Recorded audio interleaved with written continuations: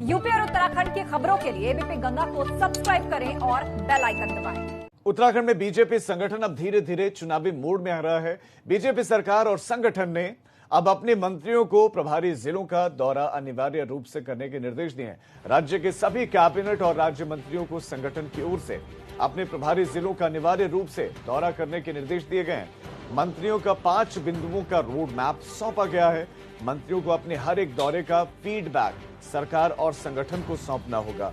महीने में एक दिन मंत्रियों को प्रभारी जिलों का दौरा करना अनिवार्य होगा। जिन 5 बिंदुओं को लेकर मंत्रियों को निर्देश दिए गए हैं वो कुछ इस तरह से हैं जो हम आपको बता रहे हैं। प्रभारी जिला में रात्रि प्रवास के सभी मंत्रियों को निर्देश दिए गए हैं कि रात्रि प्रवास करें, जनता दरबार लगाएं, पार्टी कार्यकर्ताओं के साथ जिलों में बैठकें करें, कार्यकर्ताओं की समस्याओं को सुने, उनका समाधान करें, जिले के अधिकारियों के साथ बैठक करके विकास कार्यों की समीक्षा के निर्देश दिए गए हैं। सरकार के द्वारा किए जा रहे विकास कार्यों का निरीक्षण किया जाए, उसके भी निर्देश दिए गए हैं। समन्वय टोली बीजेपी संगठन के जिले कोर ग्रुप के साथ बैठक करने के निर्देश दिए गए हैं।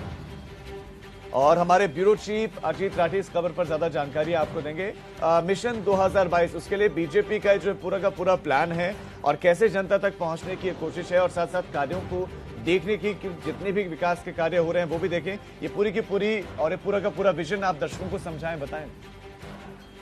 राजीव, देखिए, जब से भारतीय जनता पार्टी की सरकार उत्तराखंड में बनी है तो बीच में लगातार ये रिपोर्ट आ रही थी कि सरकार के जो नुमाइंदे हैं, सरकार के जो मंत्रीगण हैं, वो अपने पब्लिक से, अपने जिले से, अपने क्षेत्र के पब्लिक से थोड़ा दूर हो रहे हैं। इस तरह का इनपुट पार्टी को लगातार मिल रहा है। कोर कमेटी की बैठक में जो तय हुआ है कि ये हर महीने में एक जनता दरबार अपने जिले में लगाएंगे और अपने जिलों में समन्वय स्थापित करेंगे, अपने जिलों में विकास योजनाओं का उल्लेख करेंगे, लोगों को बताएंगे कि हमने क्या किया, क्या नहीं किया है। ये कोई नई बात नहीं है, लेकिन फिर भी कोर ग्रुप को अगर ये सब चीजें कल बैठकर तय करनी पड़ी तो इसका मतलब ये है कि भारतीय जनता पार्टी के जो लोग हैं, जो पहले से पूर्व निर्धारित कार्यक्रम थे, उनको फॉलो नहीं कर रहे। ये ज्यादा गंभीर बात है।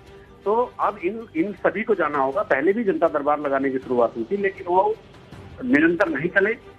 पहले भी ये बात थी कि वो विकास कार्यों की समीक्षा करेंगे, लेकिन वो बीच में कहीं ना कहीं वो प्रेम टूट गया।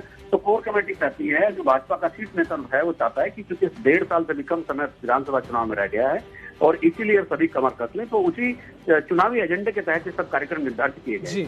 अब समन्वय टोली की याद आ रही है, जनता दरबार की भी याद आ रही है, अब अपनी योजनाओं को जनता को बताने की भी याद आ रही है। तो ये सब चीजें पूर्ण निर्धारित की, बीच में टूट गई थी।